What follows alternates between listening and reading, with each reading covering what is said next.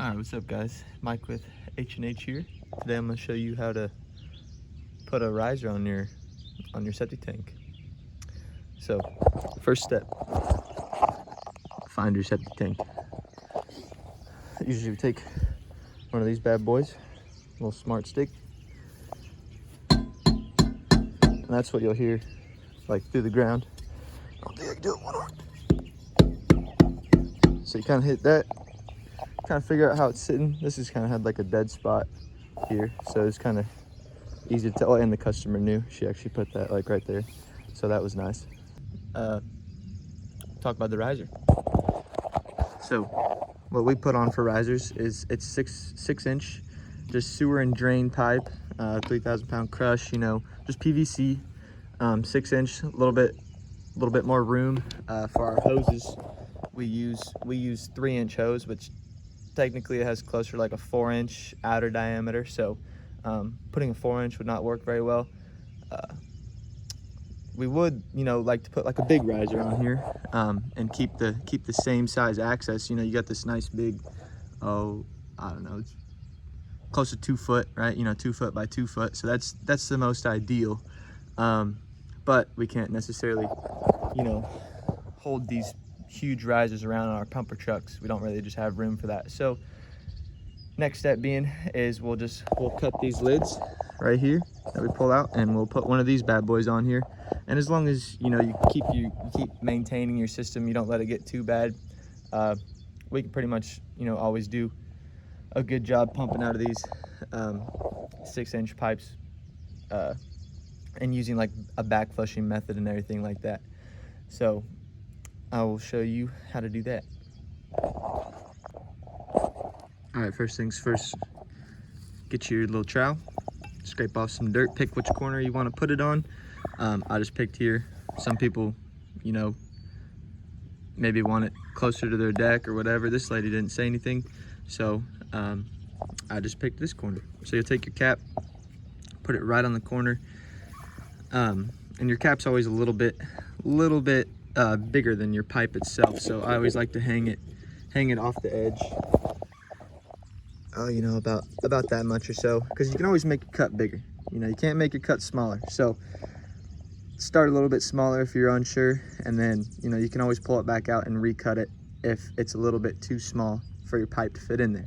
So I'll usually take that and then just take my trowel, give yourself like kind of scribe a little bit, as you can see. That way you know where to cut when you pull out your saw. And so, by the way this works is you always cut a corner. You know, you don't try to like plunge cut the middle out or something and do all that. You're just gonna end up weakening this lid, and you know, there's always a chance it could cave in or something. So and so what you're basically, the plan is this pipe isn't gonna go all the way, you know, down into the tank. You can kind of see how this edge is, whatever that word is, you know, concave or something, but it's kind of got like a little slope to it, so this lid can actually, you know, fall into the tank. So that pipe will actually be sitting on this slope, and that's what's kind of holding it. So basically your pipe will be about right here, and then, you know, you got about your 12 inches of airspace or so to your water level. So yeah, so I'm gonna get this lid cut, and I'll show you what that looks like.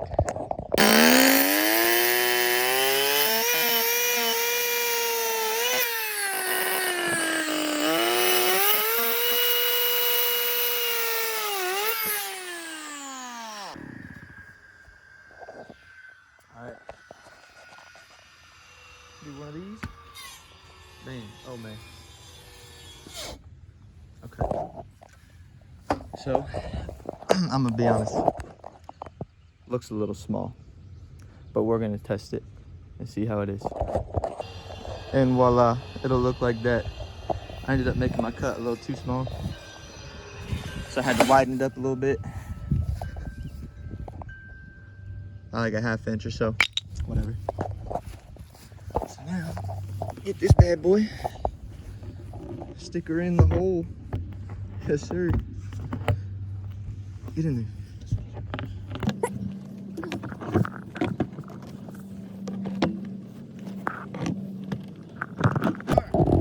Okay, So yeah, nice thing about this pipe is she's a little bit bendable. So if you do, I was still like a hair too small. But as you can see, it's kind of like bent in there. So that's nice, gives it a nice tight fit. So from here, take my stick, lay it across there, kind of get grade. I always cut these things a little bit taller than grade. That way they don't get covered up by grass and you never find them again.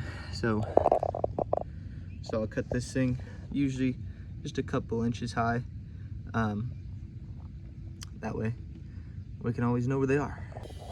All right, as you can see, you know, a couple inches above grade, add these little cuts, kind of gives this pipe some flex, because these caps, sometimes when you put these caps on, you know, they get a little tight to take off. So that gives the pipe a little bit of bend, makes it easier to take those caps off sometime. So just a little tip there.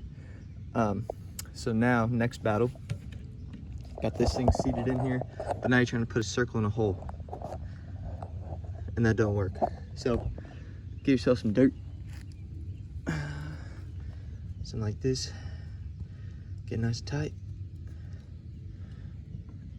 Well, gotta shave that one down. All right, now it's kind of stuff it in there. That way all my concrete, because we do quickcrete these, so that way all my concrete's not sliding down in here. So get some more. I don't know what that is. This one's only got like a little tiny hole. Just kind of something to hold the concrete in place. Of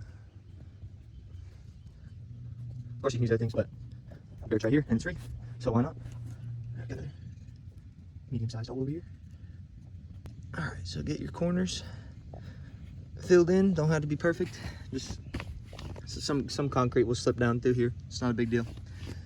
All right, now we'll mix this bad boy up. All right, there you have it. That's just what perfection looks like. This sucker's not going anywhere. Got about 20 yards of concrete over it. You know, make sure it's nice and secure. You don't really need to use that much concrete, but I had like half this bucket full, so I can't only use half of it. But yeah, it's basically how it goes. So now I'll put this dirt back on it, and then next time we come out here, all you got to do, pull this cap off and you can see straight down into the tank and pump it out that way. All right, and that is what your finished product looks like. There you guys go. I'll see you on the next one.